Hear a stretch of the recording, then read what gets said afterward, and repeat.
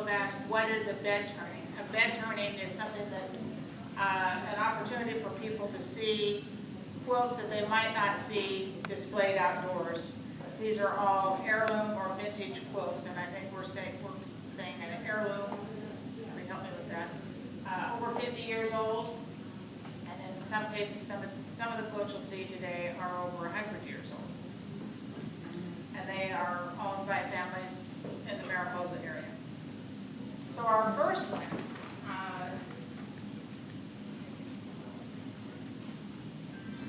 is a quilt that is owned by, quilt top, owned by Judy Hardaway. And this quilt was made by Judy's maternal grandmother, Martha Fisk. Martha was born in 1867 and married William Fisk in Oregon when she was about 20 years old. Up higher, Marianne. Martha went on to have 8 children. She was a talented and very busy wife, mother, homemaker, seamstress. Says she was very creative and very entrepreneurial, and made decorative items for their homes and clothing for their children, for their family, as well as quilting. She was widowed at age 52, and at that time she moved to a very remote farm in Oregon, where she raised her youngest children. But during that time, she made quilts for many members of her family. And this one was passed down to Judy through her mother, Judy's mother was born in 1912. So we talked about this in the first show. This is a very traditional Ohio star or other star pattern. We talked this morning, I said, I think, depending on the time, the era the quilt was made, the location it was made, it may have, the pattern may have many different names. I think of it as being an Ohio star, because that's what I saw it as when I first began quilting. But other people would say it's something else, probably. So, is Judy, I don't know Judy. Are you in the audience, Judy? No, she's not. Okay.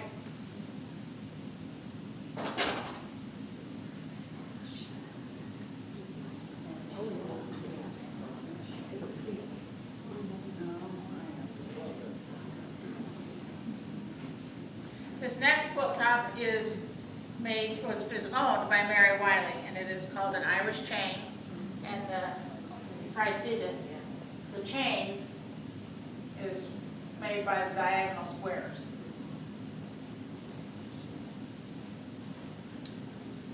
Mary bought this quilt top at a rummage sale, and she is not doesn't know much of the history of it. She doesn't know who made it, but believes it was made in the late 1930s to the 1940s. Blue and white is a very popular pattern or color scheme throughout history, and today is still very popular.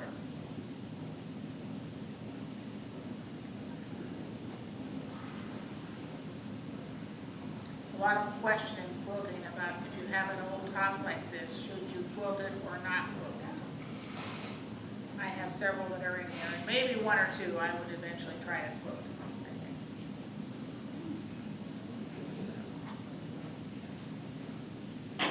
This is another quilt top owned by Mary Wiley, and the pattern is called Tulip or Lily.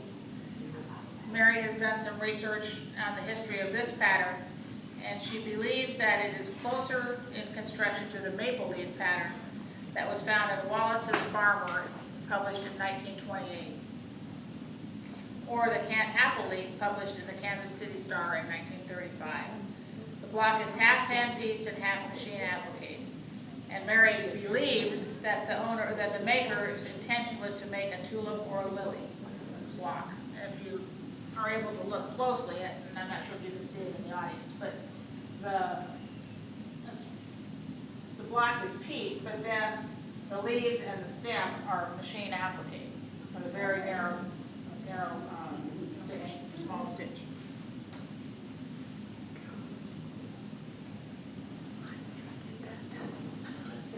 And again, Mary found this at a rummage sale. I hate saying that.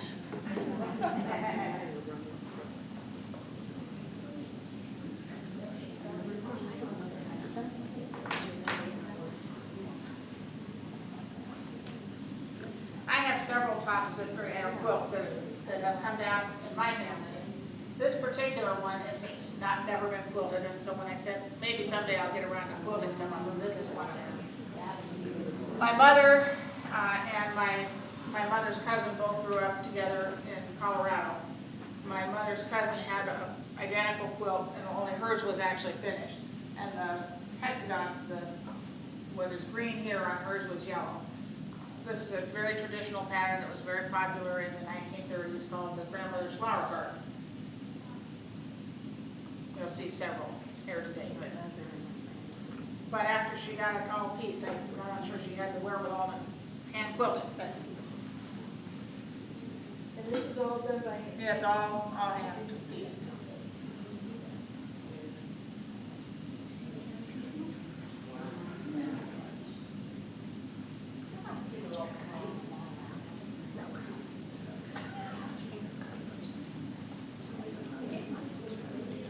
So Kim, Yes. something like that, it's not really quilted yet, it's just a Not piece, quilted, it's it's just just a piece been together. pieced. Right. So the quilting is the stitches that hold the top, the batting, and the backing together. Show a nice example of that. This is another quilt top that came down to me through my mother and her family. This is called an ocean wave quilt, and what I think makes it a little distinctive, and that I personally really like, are these pinwheels that they put in it. Now, in my family, they came from Texas and then to Colorado. I'm guessing that this was probably made in Colorado by my mother's mother. So maybe someday I'll have a quilt. And this also is? Yeah, all hand pieced.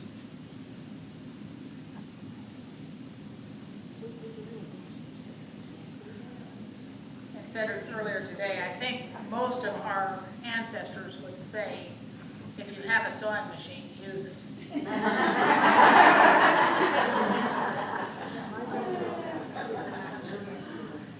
This quilt is owned by Nancy Hyde. It is called a weather vane pattern.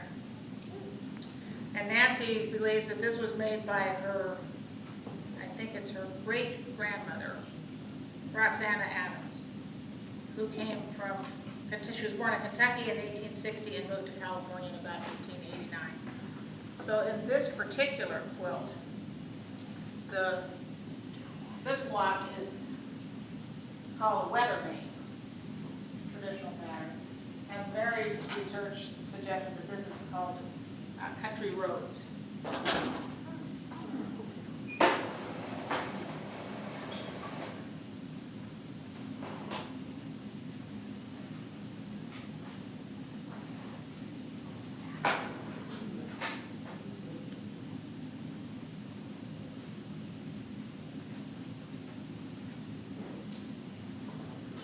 This is a beautiful example of a finished grandmother's flower garden, and this quilt also belongs to Nancy Hyde, and again, it was made by her grandmother, Roxana Adams. Nancy has told us that she remembers helping make this quilt when she was about 3 years old. What was kind of interesting about this quilt is that at some point, the binding on this edge was very frayed, and it looks like it's frayed on other edges, but Nancy was able to find an almost matching piece of fabric, which I think the odds of that happening are pretty rare. But anyway, she was able to rebind part of it, and I think it's really beautiful. And her grandmother hand quilted it? I think her grandmother did, Nancy's grandmother. Oh, this is hand quilted.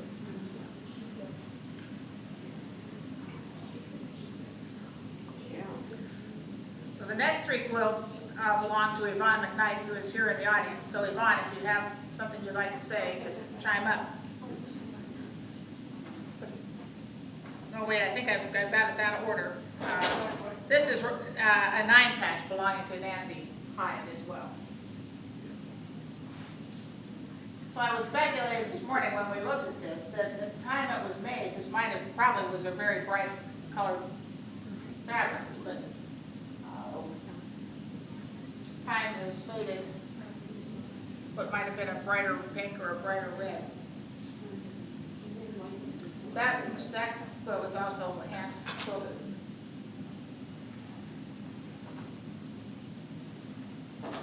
So now we have Yvonne's quilts.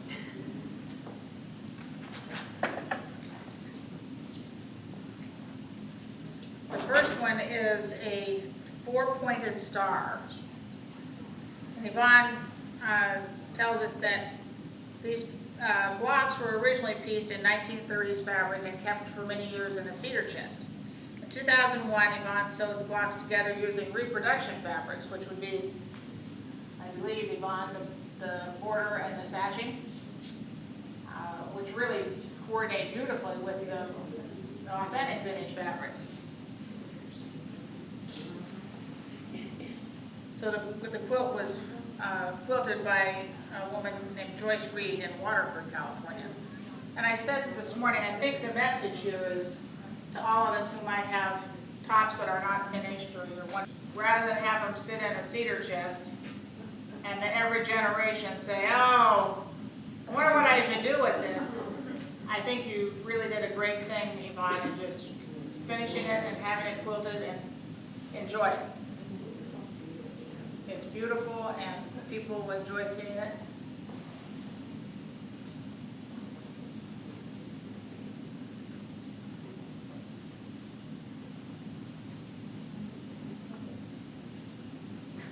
This next quilt is a very remarkable example of grandmother's flower garden.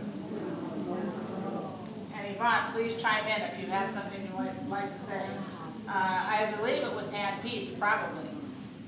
And hand quilted, and I just think of the precision, yeah, the hours, Yes. but the precision needed to get all of these little diamonds and all of these hexagons to fit together, because they're all probably cut on the bias, which if you're a seamstress, you know they stretch. But it's just beautiful, I think. We want to show you the hand stitching through the body of this. Well, only one at a time.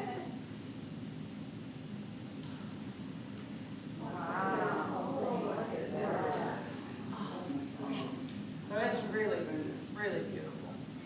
And was the label put on this one from the beginning?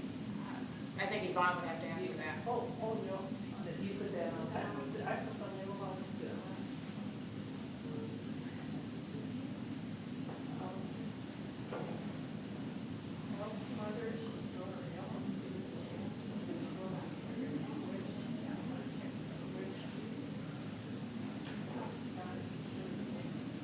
Our next quilt also belongs to Yvonne, and we have named this the other star, but when I was looking at it earlier, I think this is a fairly well-known pattern, the 8-pointed star.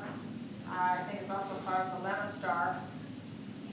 Many people think it's very difficult because of the set-in seams that you have to do. So it is a challenging block to do and have it lie flat. So it's a beautiful example of that pattern, and the hand quilting is very beautiful. And this quilt was made by Yvonne's aunt, Esther Sederman.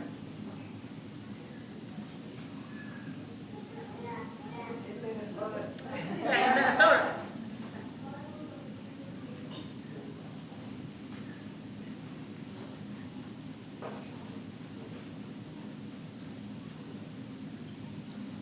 This quilt belongs to Deborah Vittori. And when Deborah was a little girl, she lived in Hawaii, and her grandmother had come from the Philippines. When Deborah was about 3 years old, their family moved to California. Deborah tells us that traditionally a quilt made in Hawaii does not have heavy batting in it because of the tropical weather. They don't need the heavy quilting or heavy quilts. But this quilt her grandmother made with some heavy batting because she knew she was coming to California where she might need extra warmth. So yeah, so when she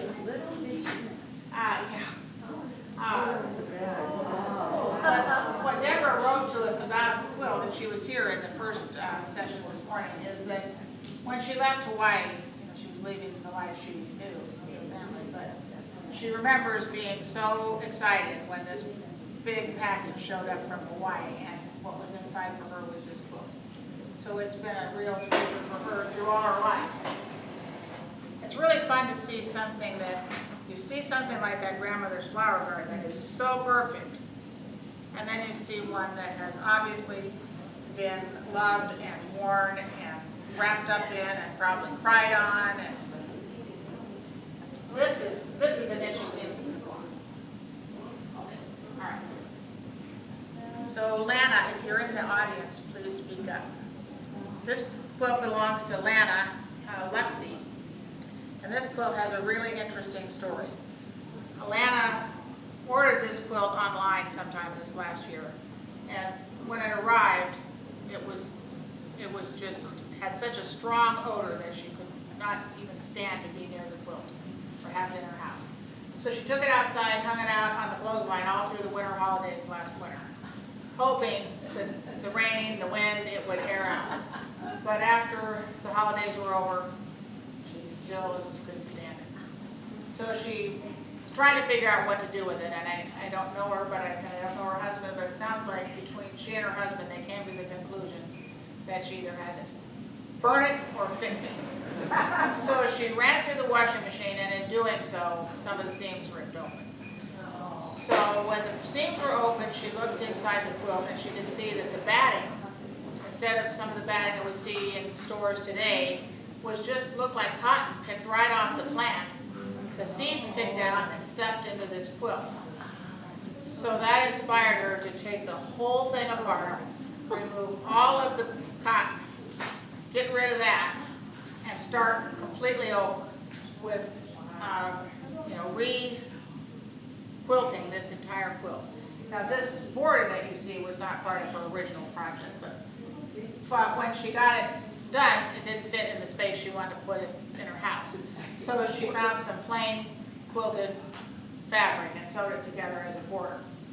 And when she did some research on the quilt, she believes that this quilt was made in about 1938, somewhere, because there is fabric in here. This fabric right here is Ferdinand the Bull from a Disney movie that was produced in 1938. I guess there was a cartoon strip, Ferdinand the Bull. Yeah. I forgot about this. I think this quilt came with this feed sack. So, scratch frame. It says 100 pounds.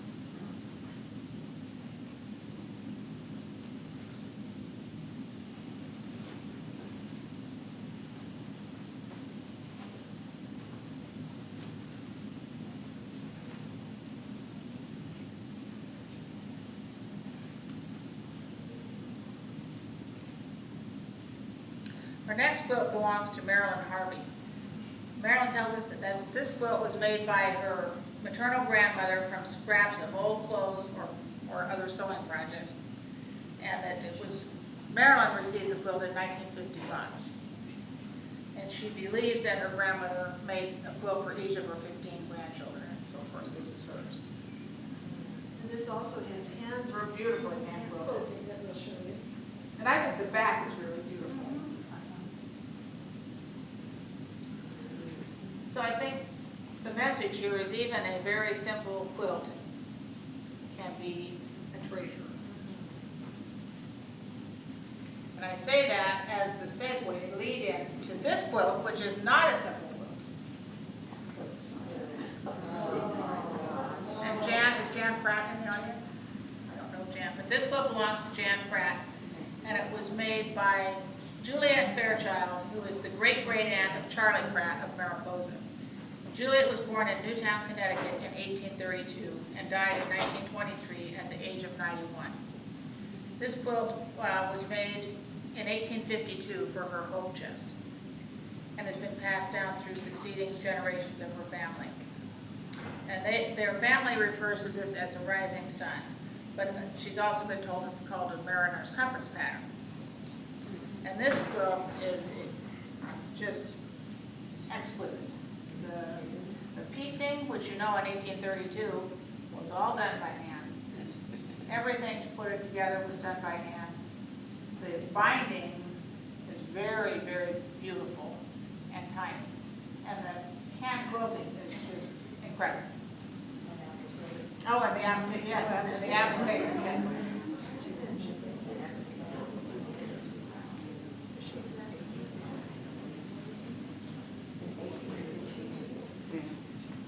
Earlier, Mary Wiley said that Jan doesn't really care for this green color. But I have a feeling that when it was made, it was probably brighter green. I think this green, sometimes it's called poison green. And I think Colette said, isn't that because the dye was actually poison? Maybe, but probably it was a bright green and a bright red.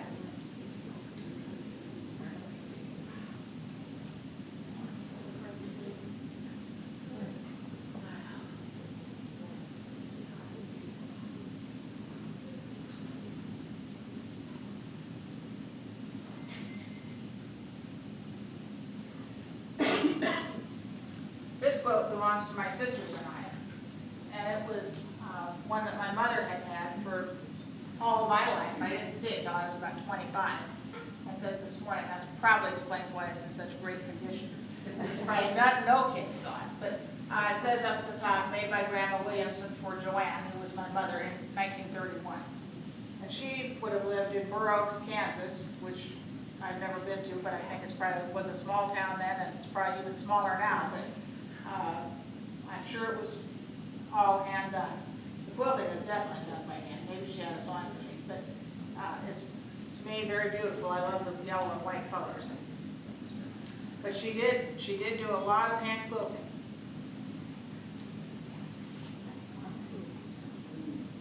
What was the name of the town in Kansas? Kansas. She lived in Burr Oak, Kansas, which is up near the border with Nebraska. I think it's pretty close to the geographic center of the contiguous 48 states. This is another quilt that I believe she made, probably for my mother. My mother was an only child, so I'm guessing it was probably made for her, maybe around the same time. And this pattern is one that has several names. I think of it as being called Hole in the Barn Door, but again, a lot of careful hand quilting.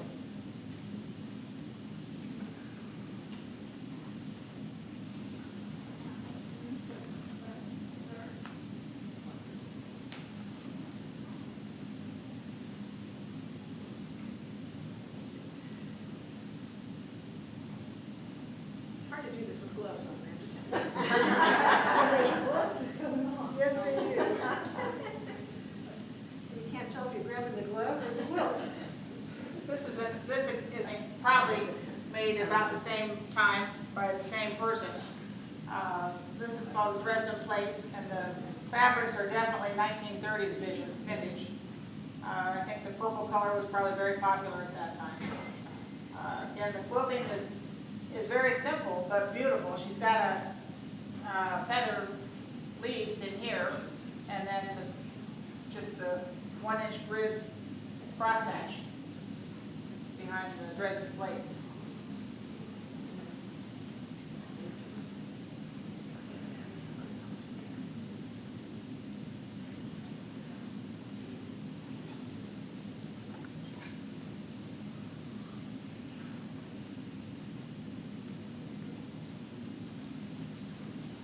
And this quilt also belongs to us. This is a little bit older. This is called Ocean Waves.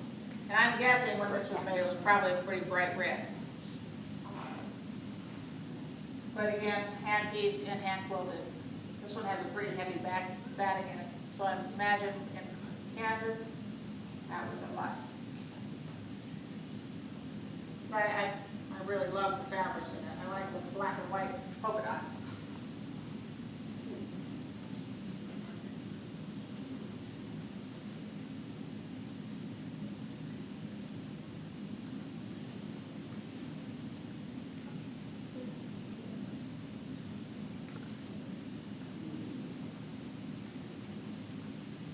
This also belongs to our family.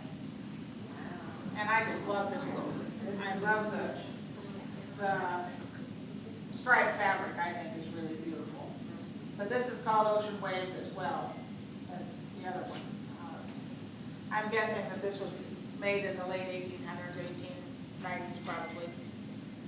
I think at that time they might have been living in Texas, but I just love the quilt.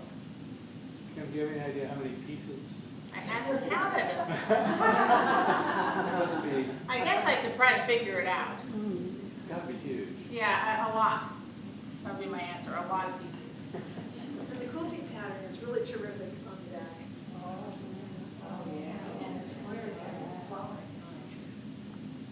So they didn't have internet, they didn't have telephone, they didn't try to have a car back in those days. They didn't. Yeah. Yeah. Yeah. No microwaves. Yeah, exactly. If it was the person I'm thinking of, she had 4 kids. But, That's good. and this is the last of my quilts, but this is, I think, called Boston Commons. I'm guessing this is from the 20s probably, 20s or 30s. It's starting to show a lot of wear on the edges, so I'll have to make a decision. Do I want to take the challenge up of trying to fix the edges or just let it go? I'm inclined to say, I'm not sure I'm up to the challenge of this zigzag border. Maybe the next generation will do it, Kim. Yeah, I have a grandson that might say, I'll do it, Grandma.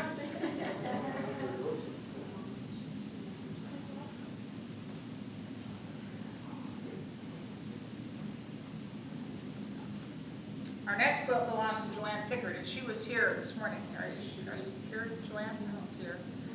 This was given to Joanne by her Aunt Grace, who was her mother's sister, Joanne's mother's sister. Her grandmother, Patria Peterson, had given the quilt to Aunt Grace. Patria made the quilt, and Patria had come to the United States from Denmark in the 1850s and met and married her husband Arnie Peterson sometime in the 1870s. They settled in New York and she had 4 daughters. Eventually she moved to California, and the youngest, I believe, of the 4 daughters passed away while they lived in Southern California. And this quilt was made using scraps of clothing that she had made for her daughters, and in particular was a remembrance of her daughter who had passed away. So it is really a beautiful quilt with lots of fun fabrics, I think. I like the red and white gingham and the polka dots. And again, another example of really beautiful quilting. And if anyone has tried to make a white double wedding ring or a wedding ring quilt, I think they're hard. Which is why mine is not.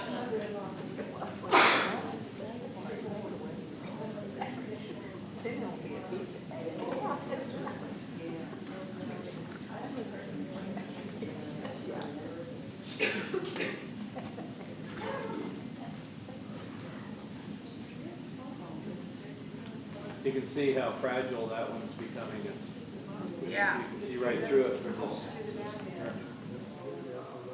Our next quilt is called a May Basket, and it belongs to Mary Wiley. And this quilt was made for Pat McDowell by her paternal grandmother, Patty Smith, in 1930. And the block pattern, May Basket, was published in the Kansas City Star in 1941. One of the unique features about this quilt is that, and typically a basket pattern doesn't have this. It's just triangles here, not this triangle at the bottom. So this is unique in that these blocks have this triangle at the bottom. But in this particular case, whether you speculate, did she realize she had made a mistake, or did she make the mistake on purpose? This triangle went the wrong direction. And there is lore in quilting about not attempting perfection, because only God is perfect. And, so don't attempt to be perfect. So we can speculate, was that what she was thinking, or did she just make a mistake and said, whatever, I'm living with it? Is it bead sack on the back? On the back, I can read what it says. Makes hens lay, Fernando Valley, 100 pounds, feed and fuel company, made in Van Nuys, California, with buttermilk. The real organic chickens, I guess. Our next quilt belongs to Mary Wiley as well. And this is called A Wreath of Lilies. This was also made by Patti Smith. Mary found the block pattern was published in the Encyclopedia of Pieced Quilt Patterns, and it was originally published by Capper's Weekly newspaper, published between 1927 and 1935. And Mary believes that it was probably made around the same time in 1930 as the May basket quilt. And again, incredibly detailed, intricate hand quilting. Oh, it's just like a ring. Like a wreath Yeah. feather okay. wreath? Yes, yeah. with, looks like half-inch cross hatching. Yeah.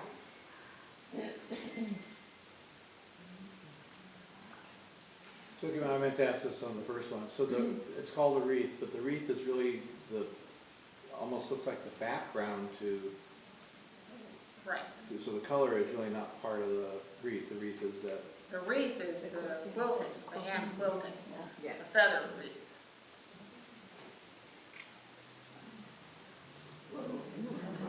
This quilt is owned by Pat Bauer, and this one has kind of an interesting story.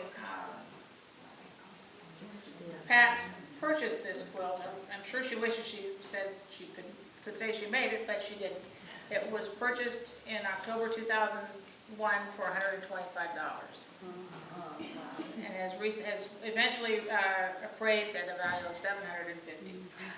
The quilt was purchased by Pat from Kurt and Barbara Frank, and Kurt told Pat that this quilt was made by Barbara's aunt Myrtle Derby Littner when she was a young girl, and her aunt named Edna. Aunt Myrtle was born in 1886 and died in 1970. And this quilt was made while she was living in Summit Hill, Pennsylvania. Pat has done a little bit of research on the history of this quilt pattern, and she believes that the quilt was made from a Marie Webster kit that was sold in about 1920. Pat found a picture of an identical quilt published in a book called American Quilt Classics from the collection of Patricia Cox.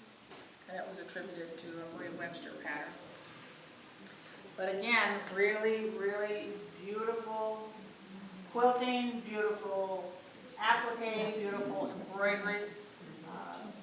Hand applique is very challenging, and for me, all that embroidery is even more challenging.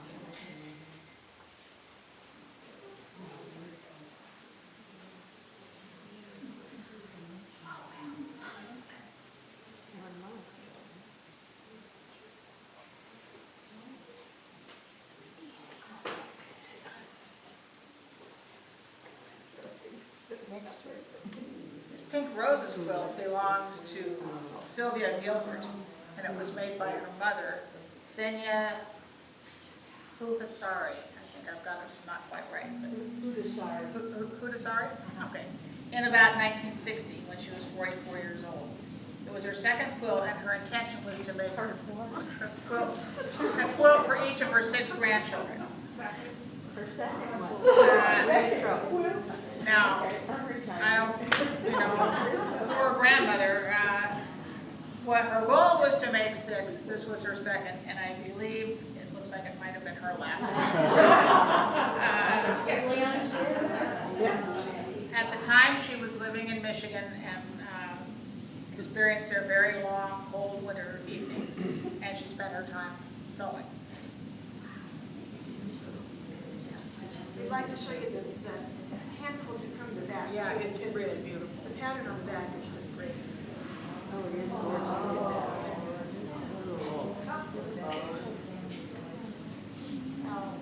Beautiful.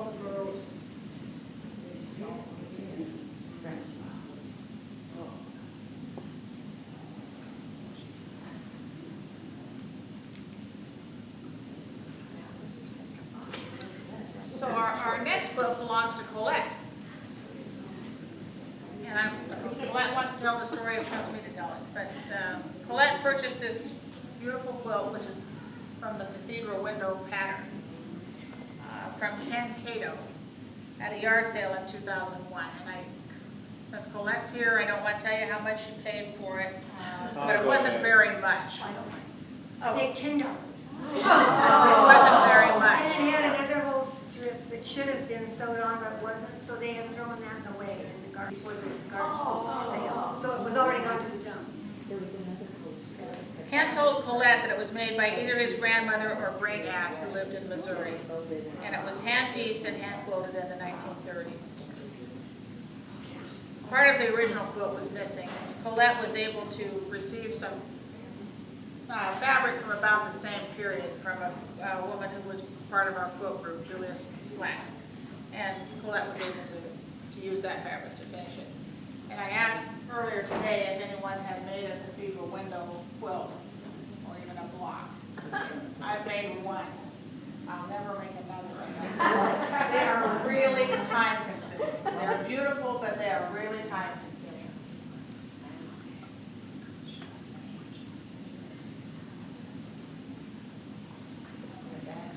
It is really beautiful.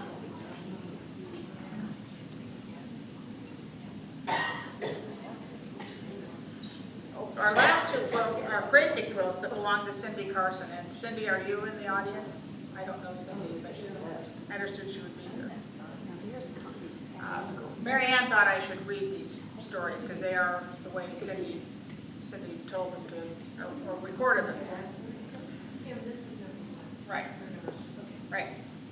This quilt dates to circa 1890.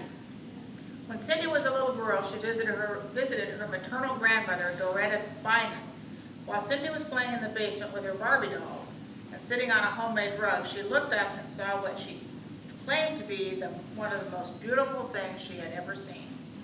Looking between the box springs and mattress, her eyes were fixated on this silk and velvet embroidered Victorian crazy quilt. Forgetting that her Barbie dolls had ever existed, Cindy ran upstairs saying, "Grandma, Grandma, what is that beautiful quilt doing under the bed?" Her grandmother proceeded to tell the story.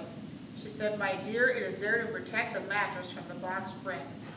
Cindy's face had a shocked look. Her grandmother then said that before the 1900s, her father, Frank Ream, was selling mining stock from his silver mine in Salida, Colorado. Having sold stock to a man who could not complete his payments, a barter agreement was made.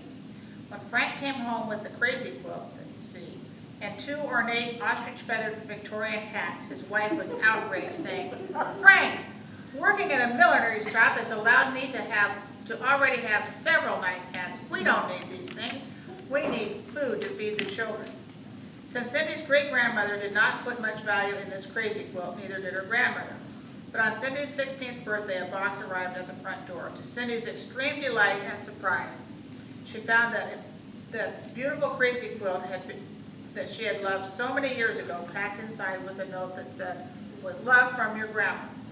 Please note, still visible on the back side are the circular imprints of the bare metal bed springs, which would have damaged the mattress that great-grandma was trying to protect."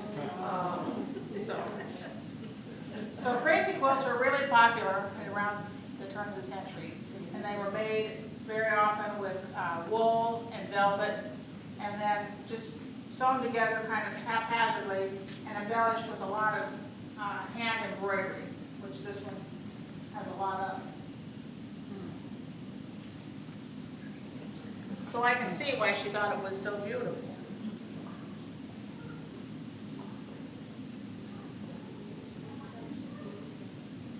When she was in her early 20s, Cindy was visiting her Aunt Carrie in Wyoming.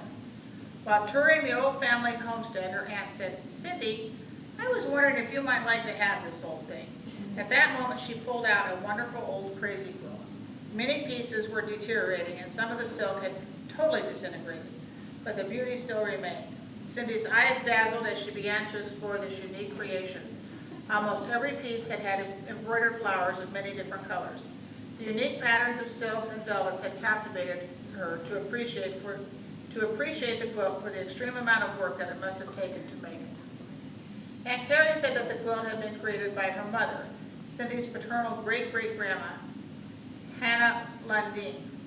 Carrie then told Cindy that the 6 black velvet crosses with dots of silver paint were from the dress that Hannah had worn on her first day in America, after crossing the Atlantic and immigrating from Ireland at the age of 14 in 1895. Cindy told her aunt, "Oh, Aunt Carrie, you could not have found a better home for this family quilt. I shall love and cherish it forever." which I can see why, of course.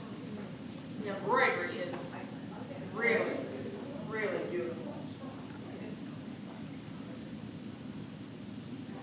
Nowadays, you can go buy a machine that'll do all this embroidery for you, but I don't think it can compete with the hand embroidery.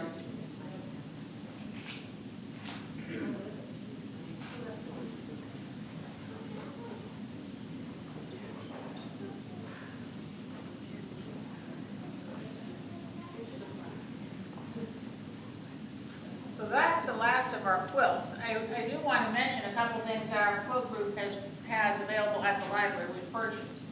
One is a fairly recently published book by Jenny Byer, the Quilter's Album of Patchwork Patterns. And this is an exhaustive inventory of patchwork patterns that Jenny has researched and collected and can cite the original publisher and the history of the pattern. And this is available at the library. I'll take it back on Monday. And it's available to be checked out. And another is a video that we purchased this last year, done by the Kentucky Quilt Project Incorporated, Why Quilts Matter, History, Art, and Politics. And it says, quilts are bigger than you think. And it's just a really interesting chronicling of the value of quilts in our society.